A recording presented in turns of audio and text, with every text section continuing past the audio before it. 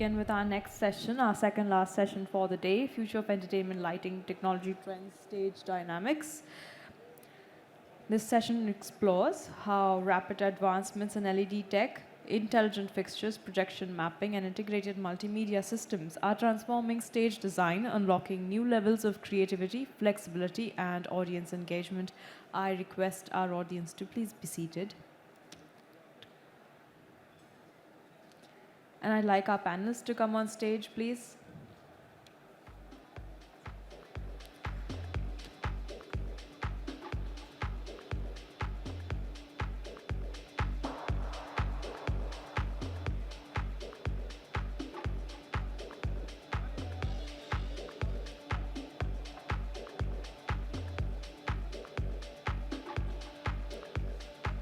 Moderating our discussion for today is Viraf Pocha, Director of Landmark Directions Private Limited, a veteran with over 40 years of experience in theatre and events, and a renowned lighting designer for top fashion shows, including Fashion Week, who is joined by an extremely expert and eminent panel. Rasesh Parekh, founder of Integrated Entertainment Solutions, who introduced intelligent lighting in India as the sole distributor for high-end systems in 1996, and then later pioneered larger format projections in India through Maya Intelligent Entertainment Technologies. Ulhas Sahasrabudhe, founder of SSL Media Tech, a sound rental company with over 30 years of experience, commanding 95% of the market in non-fiction broadcast, and the ability to deploy up to 20 active daily sites across India. Naveen Deshpande, founder and director of Ground Control, known for cutting-edge lighting and visual design for major festivals like NH7 Weekender, Lollapalooza India, Magnetic Field, among others. And we are still waiting upon one panelist, I think. We'll start in a couple of minutes. Yeah, welcome. One of the hurdles that most Indians face is that every time we're importing foreign equipment, we usually get stuck in customs and immigration, and unfortunately we are facing a similar situation today. But let's make the best of it and go forward. We've got Wouter, who will join us in a little bit. He is the manufacturer of the equipment that we use to run our work. Then we've got Rashesh, who goes to all the manufacturers around the world and chooses the best units that he feels are appropriate to India. Then we've got Ullas, who Rashesh desperately tries to sell all his equipment to. Or Ullas says, no, I don't want this, I want something else, which means that Rashesh has to go scrambling back to the rest of the world and buy that for him. And then if you think Ullas has an easy life, he's got Naveen Deshpande sitting over there saying, why the hell do you tell him to bring this and that? So hopefully by the end of this panel today, we'll have found out what is in their minds, why they are doing what they are doing, how they are thinking, and how they're going to take the business forward. So first, let me just hand over the mic to all three of them. Let's start with Rashesh. Give him a small introduction of how he approaches the business and how he wants to take it forward.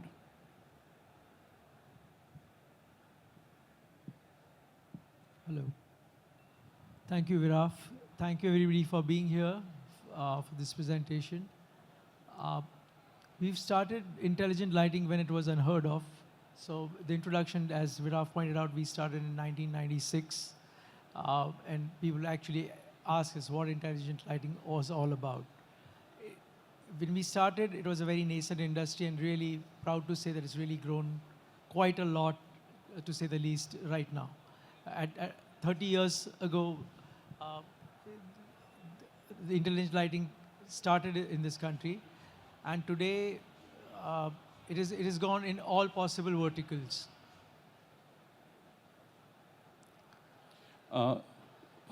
Ullas, before we start, I just want to touch upon what Naveen said. My first slide shows. Hi. Hello. Sorry. Wouter got through immigration and has joined us. So, Am I sorry, late? Am I late or we started early? No. Okay, sorry. So we'll just come back to him in a little while, just to give him a chance to settle. There's some water that will keep you comfortable. So the slide on the screen just now, one of the only slides that's going to make sense. just shows the use of lighting equipment around the world. And as you can see, the dark blue guys are the guys who use the maximum, and the lighter blue guys, where we are included, are here. And so we have a lot of space to grow. So, Ullas, how do you intend filling that gap? Hi, good afternoon, guys. Don't look at the screen, it's got nothing. Yeah. Please come again. There's no need to look at the screen, it's just interesting visuals because we are all so good looking. I thought let's have a better looking screen behind us. No, I would like to hear the question again. Sorry. So going back, as you can see, India and the whole of Asia still has some ways to go before we catch up with Europe and North America in the use of lighting equipment, simply in terms of numbers. Just a matter of time now, because it's just everybody is going all out and acquiring new equipment along with the great talent. So it's just a matter of time. Okay. Now, can you tell us a little bit about yourself and how you see that future shaping in the next couple of years? Yeah, hi. Actually, I started this because it came from my father. We were associated with the theater, and then slowly we started acquiring the lighting equipment along with the LED screens. And currently, we are extremely busy and literally acquiring gear almost every day. So you have no time to think, but you know that you're going to become dark blue soon. Soon. Okay. And here's Naveen, and let him talk about what, yeah. Hey, so my name is Naveen Deshpande. I run an agency called Ground Control. We are lighting designers mainly in the music space. We work with a bunch of music festivals. We work with a bunch of touring artists in the country. That's a little small introduction of me and my company. In terms of how I see growing myself in this business, I would say moving into integrating audiovisual, bringing pyros onto the lighting desk, and becoming that one point of source for everything to work in unison is what the idea and the goal is eventually. So we're moving towards that slowly.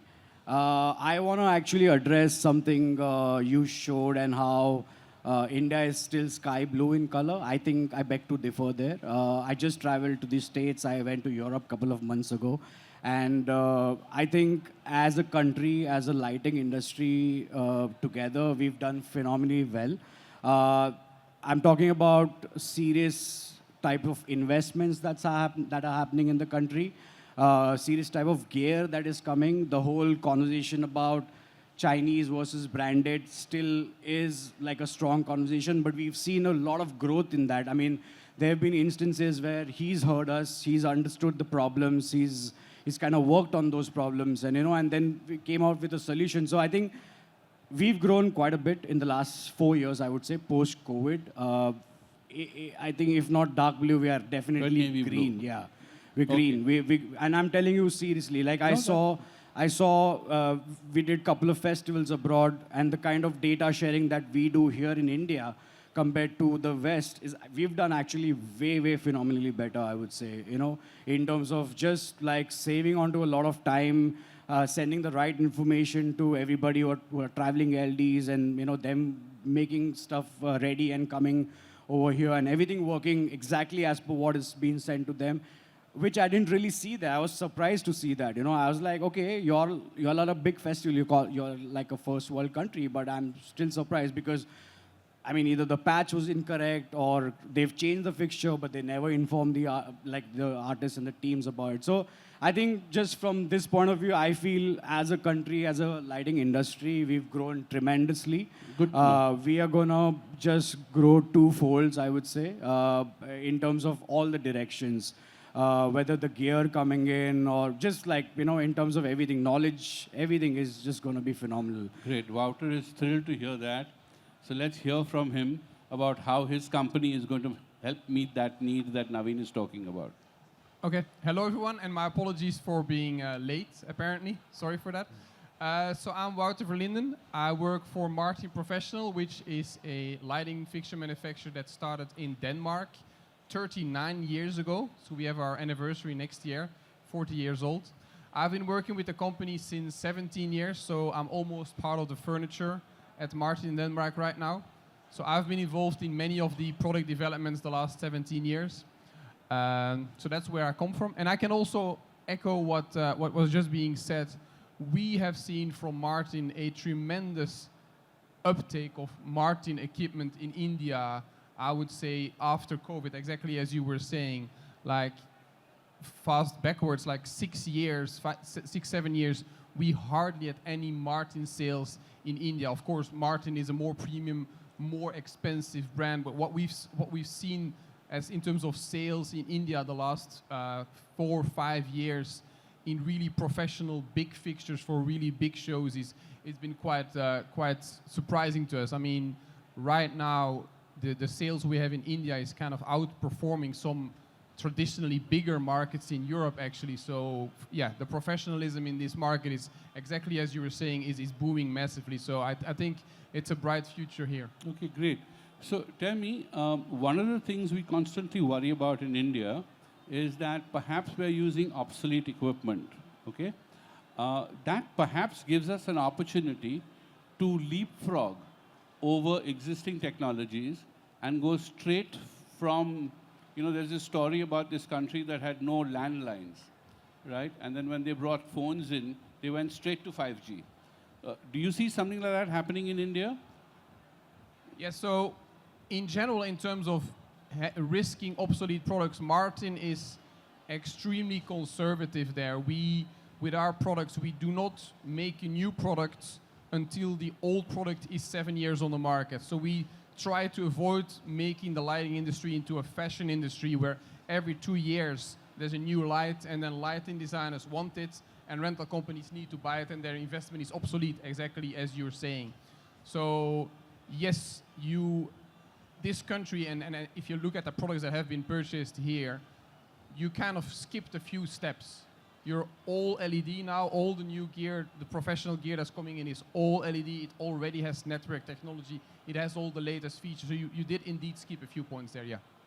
So Rashesh, tell me, the equipment that you are bringing into India, is there some kind of common link?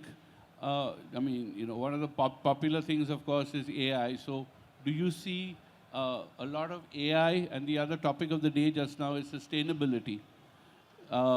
So do you see a lot of that in some of the products that you are bringing into India? Honestly, AI has not yet entered our domain. It is eventually and inevitable that it will. And the idea of AI, as everybody thinks, at least I have a different perspective that it will greatly assist all the users in different ways in order to make it more efficient rather than things. Because our industry is still a very personal, labor-driven, and experiential industry, and depends on all the hands-on, kind of work. So AI will assist us. Again, but not we don't take over. Will not. So Yes. let's hear from Ullas, who probably hires the maximum number of people that are on stage today. In fact, we will be using AI for some repetitive works like equipment management and, warehouse management, or maybe some repetitive programming which is required many a times for the show. But AI can be useful, but it will never replace us. Like, that's what I think. I think it's more to do with probably helping us speed up process for presetting. That's the most amount of time we spend on ground. So I guess, and if I'm not wrong, I think MA is working on something where, stuff like this can be made using AI. But I think there are a few other companies who've already got something going without even AI. Like, I know Chances does something where you just put in your fixtures and you get presets ready, So I'm not sure where, from a creative perspective, the end application is going to be with AI. It still needs that human touch. Like, I don't see that I can tell AI, okay, this is the song, there's a drop coming, now you want to create a a delay or whatever, like, whatever effect I want to add. I think I would rather do this myself. So I feel That's from nice. That's, yeah, that's from very from a end heartening. user creative, I think I barely see any usage of AI. Yes, in terms of inventory management, in terms of all of those things, is going to be definitely helpful. But I still feel the creative aspect will still be human based. I could add Yeah, a little please, bit to it. Maybe the AI that we are talking about is general AI, whereas when we are talking about if there was a personal AI, which means it knows Naveen's style of working, yeah. So it's not a overall general like a machine learning program or something. It's more specific to him, which makes his life easier, faster, rather than intervening and being a generic thing. That could be Very something that interesting. would happen. Very, very, very interesting point. Okay, so the next thing is, okay, not just AI, but for all next-gen equipment. The question is, are our traditional venues ready for it? Or, especially in India, especially, I mean, in the West, everybody is prepared for everything. But are our venues ready for it, number one? And the kind of venues that you're talking about, are they traditional performance venues? Or are they general purpose venues also? Because, from what both Rashesh and Ullas spoke to me, is that a lot of your shows now are being done in non-traditional venues, which means malls, retail spaces, cinema houses even. So, this hall, exactly. Rashesh, would you like to say something about that? Venues are not ready, but as you see, we are in, as Ullas rightly pointed out, we are in a non-traditional space. And if you look around in the complex, there's a whole one that is being torn down. So new venues are coming up. They will be future ready. So we are, again, as a country, in a hybrid mode as always. And technology-wise, as you mentioned earlier, leapfrogging, with wireless, say for example, I'm just giving one example of a technology set, wireless technology for DMX communication, will replace all the cables. So in spite of the venue challenges, the technology itself, giving another example, when all fixtures which are being made IP65, now people think that IP65 means that these fixtures are going to be out in the rain or the sun. But in India, it is extremely important because of the dust. So in indoor venue also, I would put IP65. That would change my maintenance, my operations, all of it. Very interesting. Ullas, you have something to say about non-traditional venues or existing traditional venues? Most of our venues are non-traditional and they are I'll call it them multi-purpose venues. Like I will have be doing wedding today, a concert tomorrow, and maybe a political meeting on the third day. And my preference currently is far better because more and more venues are getting ready. And I personally prefer a not ready venue far better than a half ready venue. So, something like this, that's just a shade. But, half infrastructure is always killer. So we try and amalgamate a couple of things together and make it ready for a particular type of show. Naveen, you want to add something here? Or? I mean, the format of shows I work in is mainly outdoors. So I think what you're referring is to probably like installation based venues. But I just want to add the No, I'm even saying things like, say, Miss India now is done in a mall. Okay. Okay, so, I mean, like, sort of cross-border, so to speak. So them adapting to the newer technologies. I'm asking, do you feel I any mean, challenges? we see that happening already. I mean, I feel from a music perspective, which is what our forte is, the venue infrastructure is changing as well. Like there are venues now popping out which are meant to just do shows. Like there's one in Bangalore called Terraform Arena. It's just a blank venue. They don't have any gear, but it's a ready-to-rig venue. Like you bring in a big production, you can put as much as weight as you want, So those kind of venues are popping up a lot. Eventually, once the venue infra is ready, I feel is when they'll start looking at building a house inventory. They'll bring in a certain amount of lights, and that's the same West format, right? Like you go to a club or a theater over there, they'll have a set amount of inventory already parked in the venue, and then you add on to whatever you feel your show sort of demands. So that's eventually going to happen. Right now, I think we are in the phase of exploring more of having a set touring format, so building more venues so that artists can do like more than one or two shows. So I think the from my understanding, the investment is going more towards building venues right now. New building venues. Yeah. Wouter, when you're manufacturing equipment, does this play a role in your thinking about equipment design at all? Not really, with the exception of the interface. And this is mainly for install products like cruise ships and large buildings where we do architectural lighting. In the past, we were asking electricians to put DMX cables in buildings.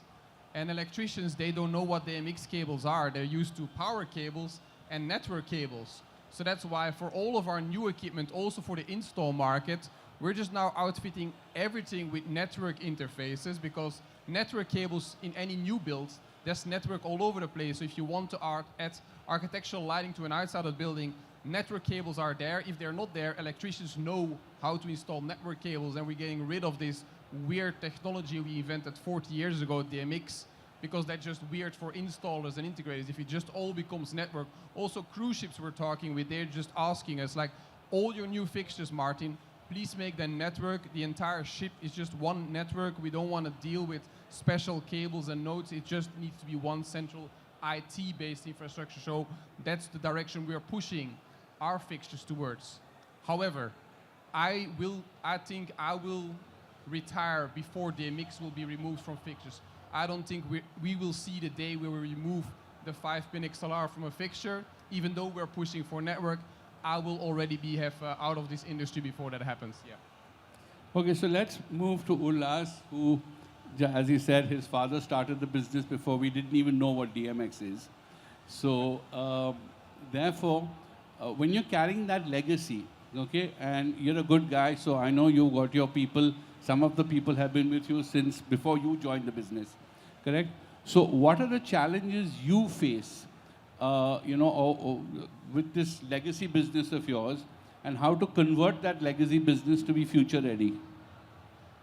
Whether actually it's an advantage, but the fundamentals remains the same, So there's, and I take it as a challenge sometimes, the clients wants more, new technology coming in, so it's an advantage overall.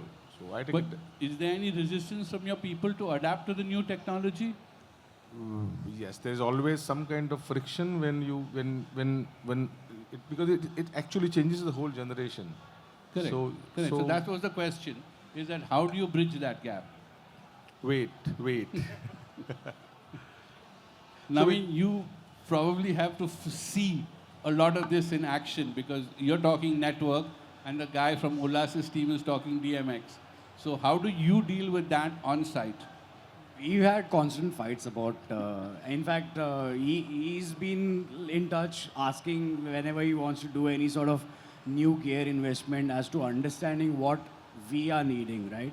So I think those conversations are quite regular, and I feel, as I said, we've grown as an industry, and I feel it's been super phenomenal, for everybody to just do these conversations and understand what, as an end user, we need, in the market. So I think most commonly a lot of things are to do with whether we are able to use the fixture in a 3D world, a previous world, then bringing that onto ground, and how are we able to adapt and save time over there. So these are these are most common questions from many years which have carried forward, but I think those questions have reduced considerably this year. I feel like it's all about now, okay, what are we doing creatively? How are we making the show look more than just having a good lighting show? What are the other elements you're merging and amalgamating together and bringing them and making the whole experience look, bigger?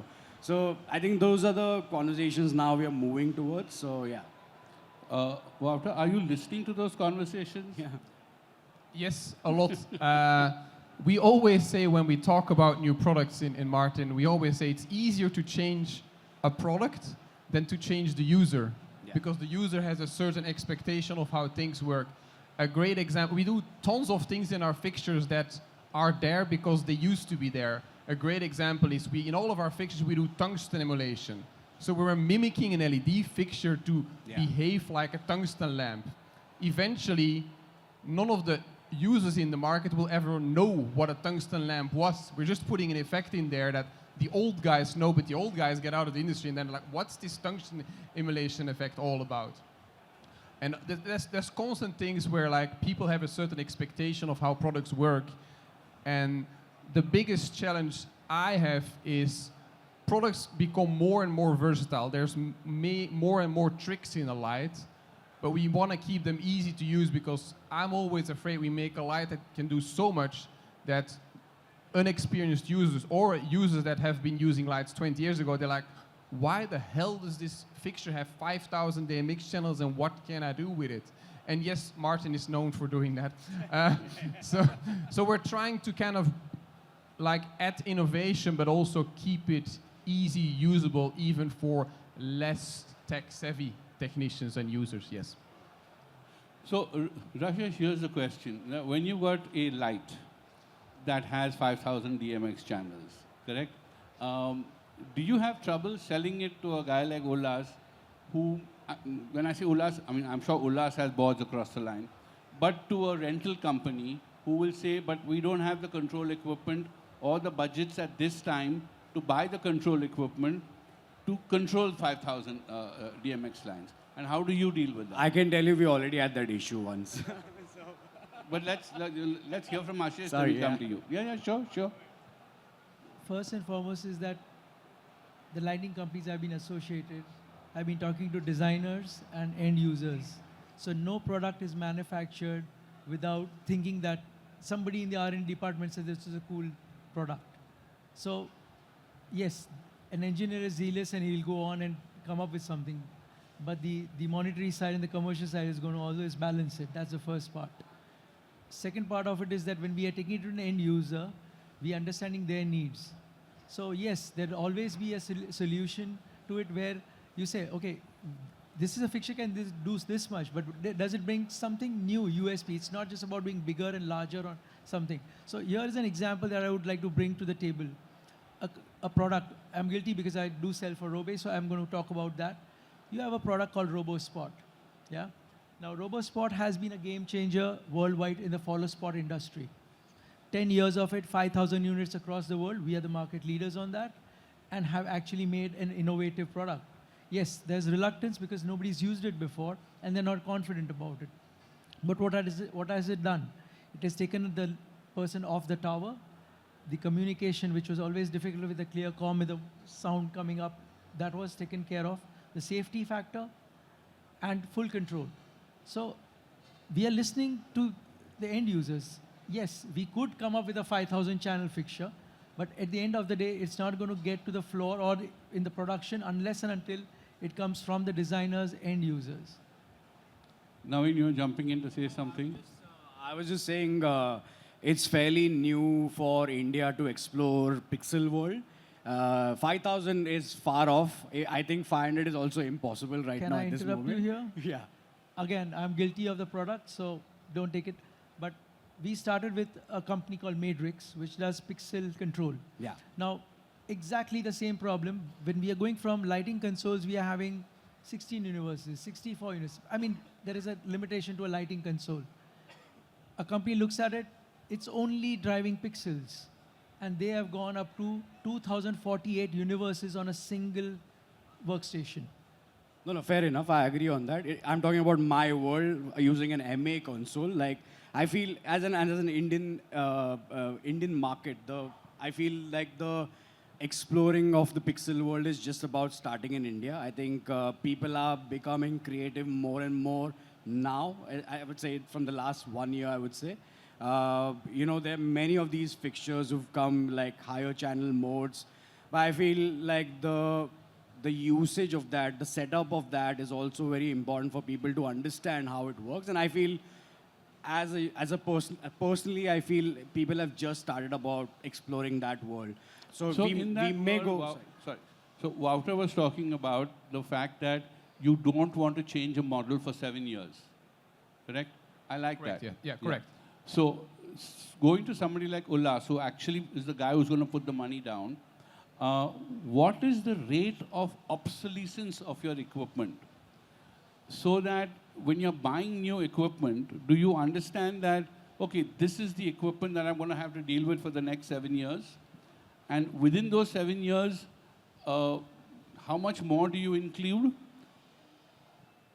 In today's world, for me, 7 years is a far longer time because so many times, a fixture physically is not that old, but the entire technology changes in those times. Like currently, we are talking about LED engines, and they're already knocking with the laser engines. So And then IP65 on top. yes, yes. So But tell me, I'm not going to say who, but a number of you have been talking to me about everybody saying that they want to use a big lighting board, okay, simply because that's good for them. But unfortunately, the actual big lighting board is not being used to full capacity on your shoes, correct? Which means that a large amount of your investment is just lying there fallow. Does that make sense? it's not just large. A person like me also sees when I invest, we buy the matching equipment. It's for an example, if I have to buy console, I'll buy exactly same consoles, 10 units over a period of time. So they can act as a backup, belongs to the same kind of platform. Also, instead of having one small console, one medium console, and one large console, a person like me, if I have to buy 10 consoles, I'll buy all 10 consoles of similar make and model. And suppose next year the guy turns around and says that now we've got a new model for the whole range. We will buy another new model. So that's the question. Yeah, we will buy. So then your whole, your 10 units it's a become... huge market. Nothing is at home. Everything is on the road, always. Now when you have to say something about it, where you're constantly learning about new control equipment especially? I mean, in this case, at least with the console I use, is purely just software updates, and there are updates within the software. But I think the base software remains the same. The understanding of the system remains the same, and then it's just about ideating and doing more stuff onto the software. So not much, to be honest, in terms of changes for us. And not just consoles, but there are a lot of things which are before and after consoles, like PUs, networking units, and lots of other things. So when I was talking like a person like me, before I invest in a 5,000 or 500 channel fixture, we first start with investing in correct consoles and networking unit and a talent which can handle that. Getting fixture from him to me is very easy, just a phone call. But handling that thing is the most important thing. So people like us, we first make sure that we acquire the correct talent. That talent remains with us for a decent amount of time, and then we start acquiring the equipment. Okay. So far we've been talking about lighting, but this whole, the subject of this conference also includes pixel mapping and LED screens. So let's just dive into that for a little while. It's a given now that behind most productions, there's this big LED screen. So let's start with the manufacturer and say that once you realize that you've got this light emitting background, how much of that has influenced your design of fixtures? We, as a fixture manufacturer, we hate LED screens. Yay! Because for many years, and I'm sure you as a designer... I hate it too, yeah, I agree. Can agree to that. For many years, we have been pushing the brightness of our fixtures up and up and up to compete with the LED screens, because exactly as you say, it's a light emitting surface behind the band. So all of a sudden your spot fixtures and your beam fixtures need to be ridiculously bright to fight with the LED screen, because for some reason the video guys can never find the dimmer for their LED wall. It always needs to be all the way up. So yes, I now feel, well, that's the general feeling we have at Martin, is that seems to have stabilized now. It seems that the LED panel manufacturer has stopped making panels brighter and have now shifted to making the resolution smaller, but they have stopped pushing more and more nits out. So we feel with the current generation of lights that we kind of like are in a good space to compete with an LED screen, and yeah, that's how we feel about that. Ulas, what is your experience now that you've started buying LED screens yourself? So you're happy to do either screens or lighting fixtures. So when you're seeing a show, how would you like to see the show unfold? I'm extremely happy with the LED screens, first of all. Covers all your mistakes.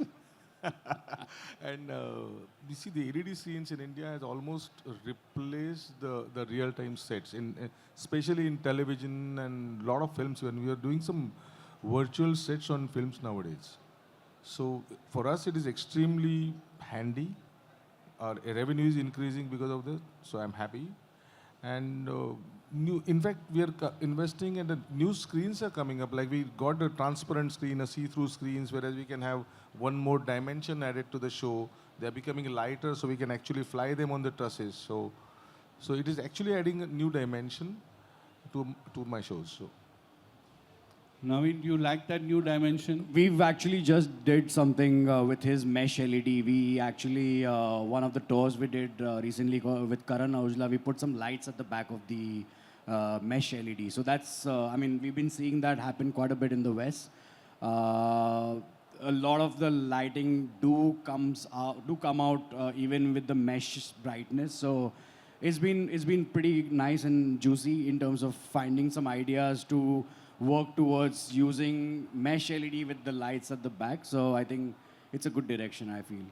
Also, mesh allows you to actually see a lot of light through, I don't know what technology that is, but yeah, I mean, it allows you to see a lot of stuff. Yeah, and I do like those designs. I don't hate all LED screens, just for the record. I do like these designs a lot more. I'm more referring to what we had like 5 years ago, where every stage was a TV screen. So we're basically the entire venue, 10,000 people looking at TV, and I was like, well, you might as well be home if you want to be watching a TV. But those creative usages of LED screens, such as mesh, are yeah, from a creative point, I love them. I mean, I just want to add, it's also a fight with the visual artists, because everybody wants to show their work, right? So you got to find that right balance. So it's also not just from a technology perspective, it's also about like the guy running it, right? So somewhere that balance has to be there, I feel.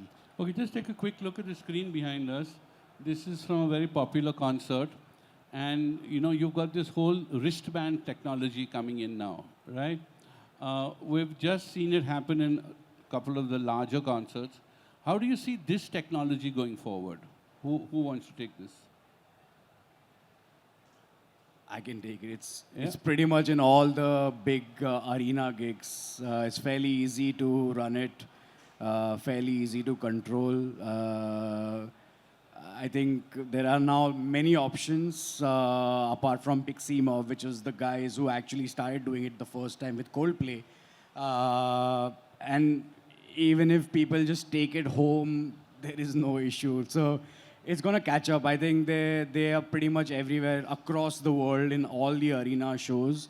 It adds up, of course, to a lot to the content of the entire gig. I feel it does look nice as well. And there is many creative ways of using this as well. Not just like blinking or flickering it, but also making a wave, like a chase, whatever. Like whatever you do with normal fixtures, you could do that with this. Yeah, and it to me, it's just one technology that brings the experience more immersive for the audience. I think the other one, where you bring the audience more in the concept, the other one is outdoor-rated fixtures, IP-rated fixtures that we've been talking about, being able to place fixtures all around the venue so that the audience becomes a part of the show is now a lot easier. I mean, 10 years ago, we had to put plastic bags or domes around fixtures, and with all manufacturers, Robe, Martin, everybody now making outdoor-rated fixtures, it should give you a lot more creative possibilities to make it a more immersive experience, just like with the wristbands, for example. Would like to add to this. It starts with the concerts, and then it trickles down to the weddings. With Indian weddings, we've already seen that trickle down. We already started doing this in the pre-wedding functions. So the applications are tremendous. And with the population size we have, yes, there's a market, there's a flavor, it's going to go for a while. See, I mean, you know, as much as we want to push concerts, and I'm sure at one day the concerts may overtake it, but still, I would say 80% of our work is at weddings, right? So now That's not my perspective. I'm just giving the concert perspective over here. That's fine. No, I mean, in a sense, that's a fact, right? Yeah. So let me just throw this vast arena open. And first, let's talk to manufacturer and say, do you look at this and look at it and say that there's something specifically that we can build in this environment which perhaps wouldn't work for a concert or any other environment? That's a really difficult one because for us, as I was saying, the India market for a brand like Martin is fairly new to us. So it's only the last 5 years we're playing in this market. So we're not that well aware of specific needs for those markets. So yeah, honestly, we're not doing anything specific for that market. Of course, I can imagine there's tons of things like low noise that we've been doing for many years for theater, which is also very applicable for that application. But maybe we should do like white fixtures as a standard just for weddings. That could be something. Yeah. What about Rajesh? Do you have to import any equipment specifically for weddings? Not necessarily, but yes, we have the option because we are an integrated factory with end-to-end. So yes, we will customize it with the RAL colors that they want, no problem. Because as Ullas, I'm sure will agree, 90% of your clients at weddings are saying, we want the lighting, but we don't want to see the fixture and we don't want to see the cables. We have some fixtures which are specifically made for a particular, like I got around 1,000 plus LED parkan which are pink in color. The body is pink. And one of the weddings that I did in Delhi, so we got some few hundred fixtures specifically made in white. Because they do not wanted any black fixtures around that where the rituals happen. So we had specifically imported fixtures with white body. So I did not import the fixtures, but I just imported the covering. So I changed it for that particular show. Like to add to it, there are certain markets in the world, like Japan is one of them if I'm correct, where there's a huge demand for non-black fixtures. Naveen, what are you going to do with a white fixture? I'll turn it into black, then start using it. No, I don't want to see my fixtures at all, I would say. So yeah, I mean, of course, in concert lighting, usually you have trussing and it's straightforward, so it doesn't really make a difference. As long as you are able to cut through with so much amount of LED behind you, I'm happy. Like you are able to see your beams, good to go for me. Yeah, I can only repeat what was said. Yeah, we do a ton of white or any custom color fixtures at Martin as well, and it's mainly cruise ships or applications like this for rituals where they're very strict about it. So yeah, it's something we do specifically. Yeah. Ullas, is there any other market like this? Now we're talking about cruise ships, which for whatever XYZ reason, so far in India, is not really a market that's open, right? So apart from weddings and concerts, is there any other market that you see developing in the next couple of years? We started doing lots of political meetings these days. Okay, that's good. Like, and lighting and LED screen and trussing, the political meetings are like a concert without music nowadays. And huge. 100,000 people, 80,000 people attending it. Only disadvantage is you get a confirmation at very late, but something like that. That's it. And we do a decent amount of work in that particular field. And in Pan India, not only just in Mumbai, but all other states. What would a guy like Naveen do in that environment? He'll say no. I know his answers.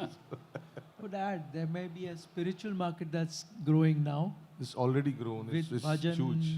concerts and what, I mean. Yeah, I feel a lot of corporates also are trying to integrate what's happening, at least from the music world, wanting to do that onto their corporate events. So I think I see a lot of those new age corporates, doing like tech-heavy shows. In fact, Vijay sir is here. He does so much of this kind of work where, the brands or the clients want to do like tech-heavy stuff. They want to do new age designs. They want to, they just want to like go like full out in terms of even for a corporate event. So, but why? Is it just because they want to grab eyeballs, or is it that it complements their product? It's also something new for them, right? Because everyone wants to try new stuff. So I guess it's also approaching in a way, okay, what can we do new to our employees? Or I guess how do we present this year's conference in a new way or something like that? I guess that could be the approach. But I've seen that personally. They want to explore more in the tech side, to like listen to us as designers and understand why we are wanting to do something really cool. So then coming back, do you do the new things with old equipment, or do you necessarily have to use new equipment? So because we keep talking about human creativity and human skills, etc., right? But over here we're talking about pink fixtures and white fixtures, etc., which are going to grab the your eyeballs. So I see that more moving towards technology and away from human creativity. So how do you find the balance? Like, what do you do in a wedding which is different from a political show, which is different from a concert, which is different from a spiritual show? Who wants to take that? Tough one, but I feel like, I mean, as a user, as a programmer, whatever, lighting designer, I feel it's more about the subject, what's happening on the stage. So our approach always has been like, okay, if we are working with a rock band versus working with a corporate event, like there you straight up define the approach, right? And the approach starts from speccing the inventory as to, okay, corporate event, XYZ things are happening, I need to spec this inventory. So that's basically our approach. Whereas, let's say if we do concert, we know, okay, we see the genre of music, we say, okay, there's more electronic, there's more sort of pixel stuff which we need, or there's more rock and roll, heavy metal, we say, okay, let's do more of the washes, movers, those kind of regular workhorses. So I think it's more about, at least from a designer perspective, it's more about the subject, what's on stage and what's happening and what are we working with. So I think that would be the approach for me. Anybody wants to add to that? Churches, for example, in Europe? When you're talking about multiple purpose, different applications. So as a distributor associated with the manufacturer, again, the goal is listening to them and coming up with fixtures which are able to do a lot more. So no matter what his application is, the concept of a BSW or a beam spot wash, which originated with a light called pointy, was that exactly. That Ullas can buy an X amount of equipment, but again, for one application, then another application, no, that's not going to happen. So what can the manufacturer do? So yes, manufacturers like Martin, Robe, and others will innovate in that fashion so that it suffices. Yeah, it's funny. I was going to say exactly the same thing as you just said about like many years ago, the race at manufacturers, and some manufacturers are still like that, the race at manufacturer was, let's make as many different lights as we can because then we have more shit to sell. But I think the more mature brands, and I count Robe, of course, amongst them as well, is we want to actually make as few different lights as possible because I'm sure for a rental company, you don't want 100 different lights. You just want 10 different lights and many of them that can be used all over the place. So it's quite interesting. We were just saying the same, yeah. Okay, so now breaking it up very, very broadly, okay? You have trusses, so that takes a certain amount of technology to manage. Then you have lighting control equipment, which is another ball game altogether. Then you have lighting fixtures. And then, of course, you've got cables. So broadly, I brought it down into 4 sections, okay? Now, do you think that all of them are moving together? And our, especially cables, you're talking about now networking cables taking over from DMX. Do you think that now manufacturers or people like Ullas are going to think, shit, at one time I could just take trusses and I could take cables for granted. But now I've got to think that, will this light work with this cabling or with this trussing, etc.? Do you see that as a challenge going forward? I think each of these sections that you've broken up to evolve in their own manner based on not only just the end user, but the technology. So point number 4 was cables. Now, there is wireless DMX technology with RDM. Almost every single manufacturer offers that option. I'm pretty sure because of the country regulations, I'm made to believe that certain countries have certain regulations, but otherwise it's almost a standard. It's almost like going now and saying that I want a computer with a modem separate. That doesn't come. It's a built-on chip. So it's a natural evolution of the technology. And once you get to that point where everything can be communicated wirelessly, in that case, cables are gone. So no matter how many cables he has or what kind of cables he has, but it no longer exists. So I think technology progresses and will also change the landscape. Will that limit creativity, you think? It's going to speed up our process as well. RDM is about to burst, I feel. I think there's just a general conscience of things going wrong. That's why everyone's still stuck to cables. But that's that's one technology I think that's going to break out quite soon. But it'll speed up our process as creative. I would like to give an example. We've been doing wireless DMX for a long time, and we didn't get traction for quite a few years. Yeah, same feeling that it doesn't work. Or maybe we were a very specific country where jammers were used for large number of events earlier, and hence the technology did not work. But that has changed. And the change did not come only from the entertainment sector, which is evolving, but actually from the movie industry, where a device suddenly changed the whole game. And we saw a very huge uptake in that area, that suddenly the technology is empowering the end user. He doesn't need a console, he can work from a phone. So like I'm repeating myself, the technology itself finds its space and acceptance. Yeah, on the wireless DMX, I kind of disagree largely actually, because we've been putting wireless as an optional thing in our fixtures, and we see very, very little uptake. But in the global perspective, I don't know it's country specific because I work globally, I actually do not know the real reason. Is it because it's not reliable enough? I hope not. It's been around for 10 years. I guess it's reliable. I think maybe just psychological, that people are just afraid of using new technology, and they're like, well, I just plug a cable. I know it works. We see that ourselves actually with networking. Like, people keep pulling their mix cables. Network works, but they're afraid of it because it's something new. So yes, technology evolves, but people usually take a bit more time to get used to it and take it for granted and take it for reliable.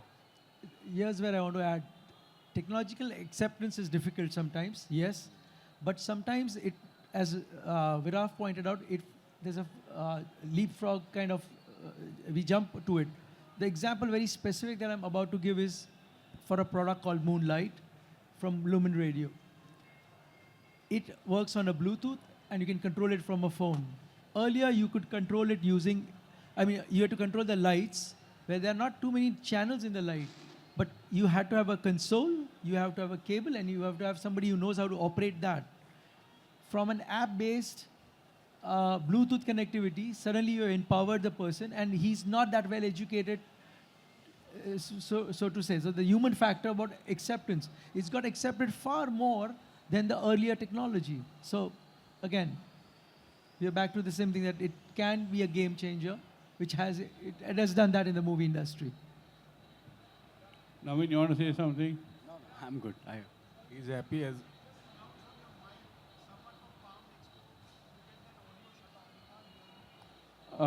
Is there somebody from the Palm team here? Because there's a...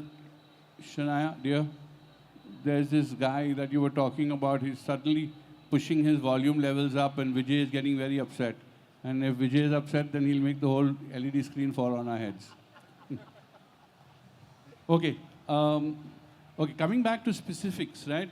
Now we're talking technology, right? Let's go to the actual creative guy who doesn't know a thing about technology, right? First, manufacturers, do you listen to them? To people who don't know anything about technology but say, I want my shows to look like this? It's a big part of my job as a product manager at Martin is talking with designers. And the funny thing is some designers One sec, specific. You're talking about lighting designers? Yes. I'm talking about show directors who don't know technology. Also those people, yes, Okay. because we do some more scenic products like LED patterns, which are typically more handled by a scenic designer or a show designer than by a lighting designer. So it's a very different conversation to have than with a very tech-savvy lighting designer. But yes, it is input we're taking with some of our products which are more scenic and more catered to those types of users, yes. So that was my question, is that what are those kind of conversations you have? Because we're a bunch of tech guys. So I want to throw it open and understand is that when you're talking about a non-tech guy, right? But somebody who has the overall vision of the larger show or movie, what is the kind of conversations you're having with them? Usually they don't want to see it. That's the most common theme I have with scenic designers or show designers. Like, I want some lines there, but when they're off, they need to be invisible. So that then drives to making small products, invisible products. It led to like semi-transparent LED screens. I'm sure came from those type of conversations. It's a more artistic, more abstract conversation to have.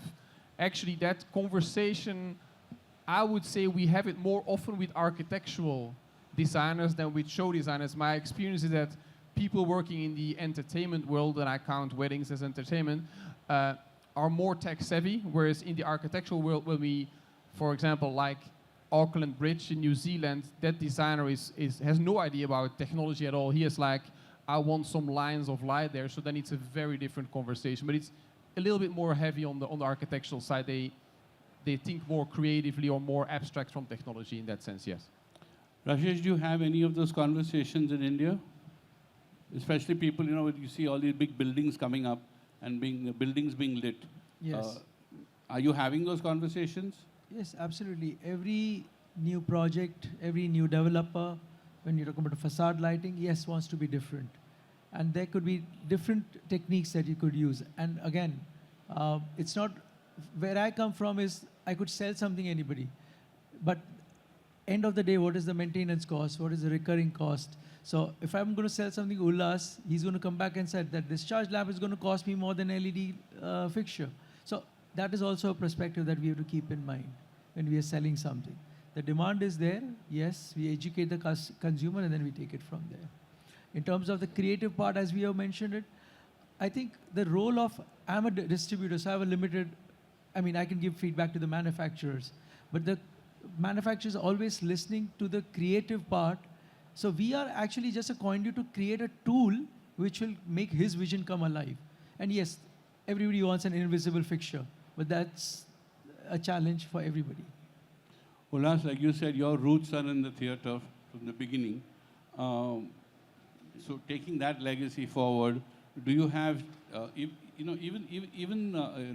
smaller level theater directors coming to you and asking you that, Ullas, I need this specific effect for my shows.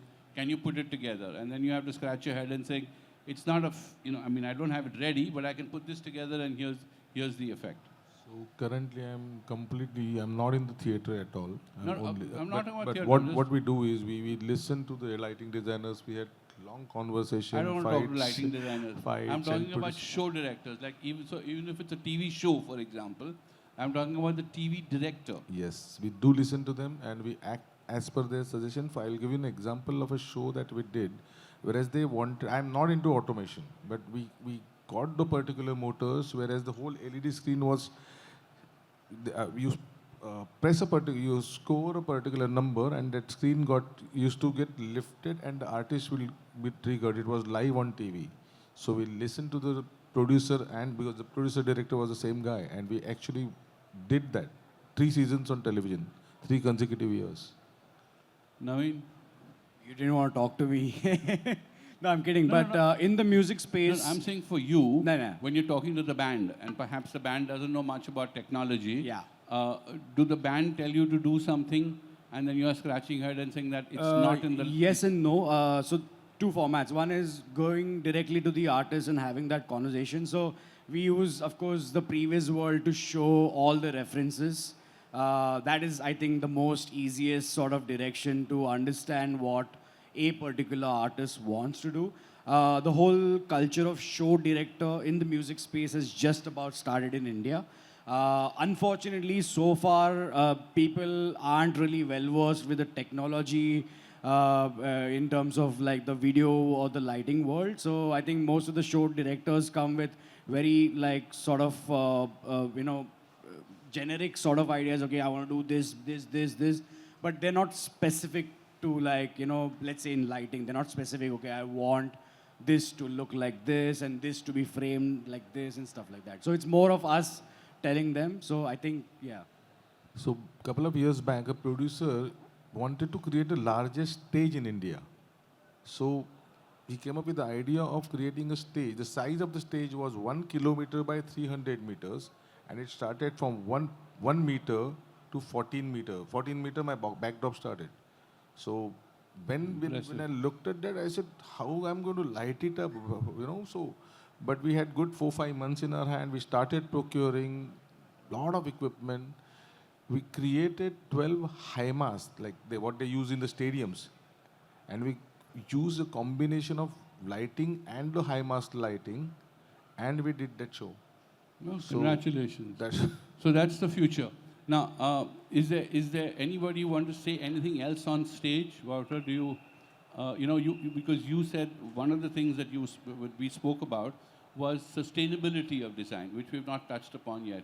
Do you think that's important in the Indian? The funny thing is, me traveling around the world, like the point about sustainability, like the environmental impact of our industry, varies largely depending on countries. Certain countries are very far on that. They demand, like from us as a manufacturer, like how much the impact was, the environmental impact to make that light. So that's certain countries are very far on that. Certain other countries don't care at all. I think it can still go either way. I would say it could become more important, less important. Sometimes corporate events like some of the car brands actually demand, when they do car exhibitions, that every light they have a report on, okay, what's the environmental impact of that light. So some are pretty far on that route. But my general take on this is like, well, everything we do in this industry, if you really want to be green, we should just stop doing everything we do, because everything we do is basically entertainment and not needed. So that's, I know it's not a popular thing today, but that's my general answer really is like, if we want to have less impact as a manufacturer, the best thing we can do is make lights that last longer from a technical perspective, so that the rental company can use them 10 years without them falling apart, because a light that doesn't need to be replaced has a lower impact, and B, not bring out new lights that make old lights obsolete too early, because then the designer wants the new light, the rental company is forced to buy that new light, and then we're just manufacturing more stuff. So that's my general take on sustainability. Make lights that last longer. End. Okay, before I throw it open to the audience, does anybody else on stage want to say something or respond to something that was said? Okay, questions from the audience. Intelligent ones, please. Vijay is asking something. Is there a mic? I come back to wiring, and for a lighting fixture, sometimes we know when there is less time, and DMX, as you said, is not the most stable, and we've had a lot of issues with DMX issues and all. Obviously, it's improved with ArtNet and everything coming into the picture. A lot of the audio companies have now come together with the Veeam connector, where the power, the signal, everything is on that. Some of them are even running over PoE++, and we use them a lot in the installs, obviously, because nice, beautiful speakers, just one Ethernet kind of a cable in it, or done, or a Veeam cable and done. Do you see lighting move towards integrated wiring, so it really saves time for the lighting company during installation, especially during rentals? Sometimes you don't get the time. Even if Naveen has designed some amazing rig, but the producer doesn't have money to hire the venue 3 days in advance. And then everything goes for a toss, and there is a compromise. Because, not for anything else, but the time taken to rig and then wire and then test. Yeah, that's an interesting question. Of course, unfortunately, lighting fixtures consume a lot more power. So PoE++ for... I know, I'm not talking about PoE++ for lights, but an integrated system. We've actually did some of that. So we had a generation of fixtures, 2 fixtures, Atomic Dot, Atomic Bolt, that had an integrated cable that was carrying power, DMX, and network in one single cable. I made a decision, and I regret that decision to this day, because of all the rental companies that were yelling at me because they had to buy new cables for this specific fixture, like, yes, that was very painful. So yes, and I'm not saying it's not going to happen. I think if this should happen, it probably needs to happen as an industry-wide initiative. It has to be. That all the brands agree on something, because one manufacturer coming up with one special power data hybrid cable is not going to do it. So maybe there is a future there. So it's definitely something interesting to explore as an industry. We see that a lot of it is now happening in Pro AV, with a lot of the projector guys coming up with certain standards for the cabling specifically, and it works wonders. we save a lot of money over the long run. And the same thing is even happening now in the audio part of it. Even larger self-powered speakers are coming with signal and power integrated. It's just one cable running, much faster integration. I'm just talking from that point. Do lighting companies talk to each other? Yes, there are separate or multiple organizations. I'm not aware of anything specific in terms of cabling, but yes, there are industry organizations talking about the future of RDM, the future of rigging standards, and all of that. Yeah, maybe it's something we can bring up as a manufacturer to start that conversation if there would be interest from other fixture manufacturers to join an initiative where we come up with a hybrid cabling standard. Yes. I also have one more question to all of you all there, and anyone can answer. If any of you all saw the new Eurovision, and most of us must have seen that, even before that, in the ABBA Voyage show, which was done by, guys in London, amazing use of kinetic lights. And now some of the amazing kinetic motors are coming with light fixtures integrated, which are like beams and which move. So now instead of just pan tilt, we also have lateral movement within the light. And I am very fascinated with the kind of designs a designer can create, because he is not now dependent on either a massive truss system with motors which need to be installed and controlled and then done with a kinesis system and all. Whereas each fixture is independent in motion and can create a lot of dynamism within acts. Every act can look absolutely different without doing anything too much. Any ideas on that, guys?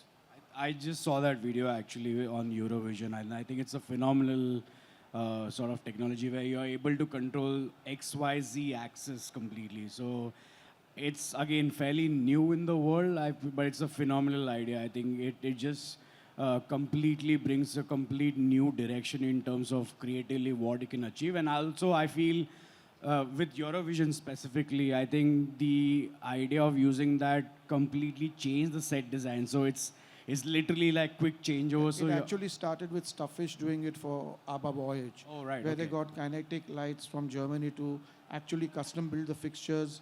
And they have a lot of them which just do some insane patterns. If you ever got a chance to watch that, Right. I'm not Any sure. other- If, sorry.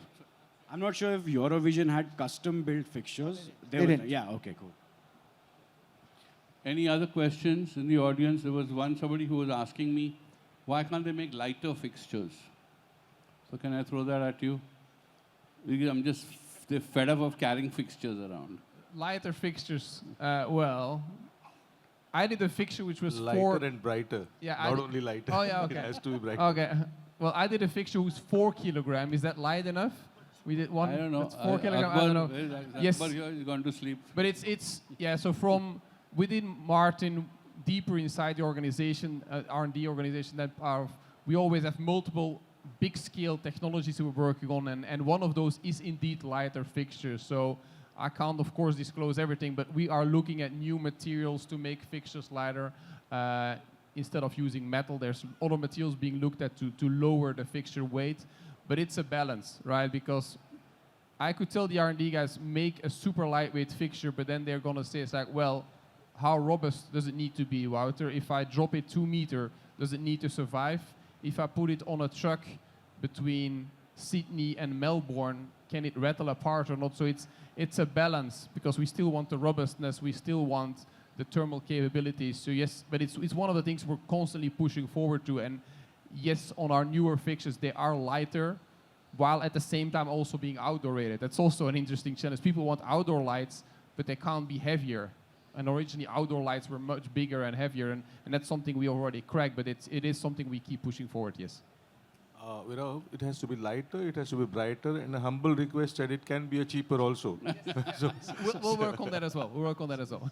So that is the biggest challenge of the balance. And I think one of the new materials that the manufacturer is using is magnesium alloy, which allows lighter fixtures. Well, when you're in a management course, the first thing you'll learn is the production triangle, right? It can be cheaper. So, I mean, you have to pick your sweet spot somewhere in that triangle. Yeah, I don't want to hear that triangle. It's a triangle R&D always gives me. It's like, hey, Wouter, you want the light to be brighter, better color mixing, or cheaper? And you can pick 2, not 3, Exactly. every single time in R&D. Exactly. Okay, any more questions? Shania wants to ask a question. Okay, yeah. Can we get a mic to this gentleman here, please?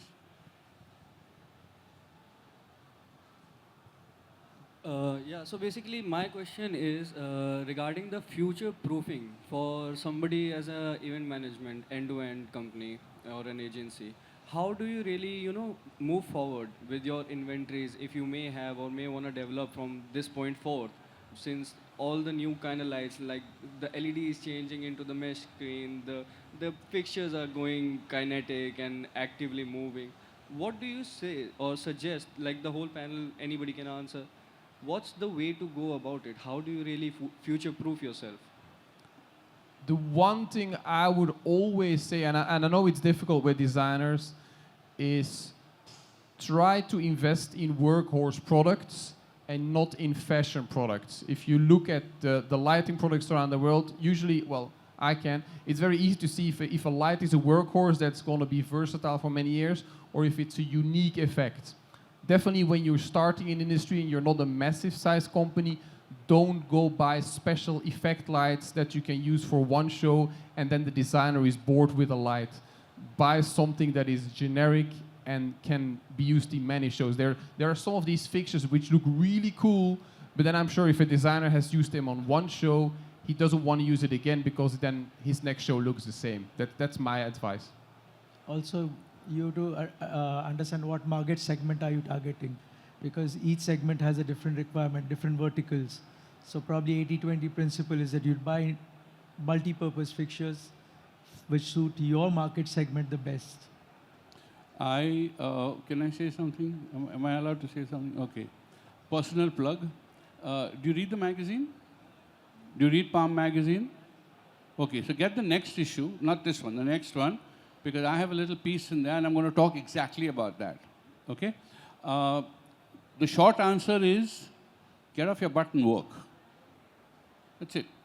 There is no course, there is no understanding, nobody's going to teach you anything. It just doesn't happen in our industry. So get off your butt, don't go to conferences, work. Okay? And keep your eyes open and listen, because nobody's going to talk to you.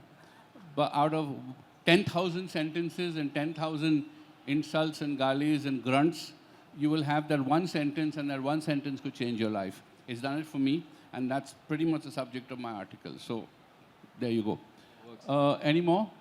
Any more questions? Yeah? All right, it's a wrap. Thank you very much. Shania is going to come on stage and give us all sweets.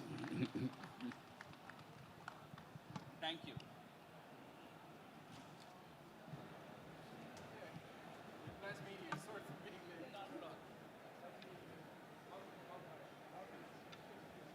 Thank you very much to our panel. I'd just like to give the speakers a small token of appreciation, if that's possible. Thanks.